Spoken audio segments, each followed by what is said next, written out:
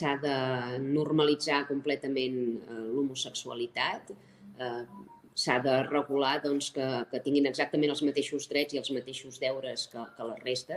Un homosexual no és diferent d'un heterosexual i, per tant, doncs, el tracte que dispensa l'administració i que dispensa tothom ha de ser exactament el mateix, no? I en això és clau doncs, perseguir totes aquelles actituds o totes aquelles agressions homòfobes que es produeixin a casa nostra.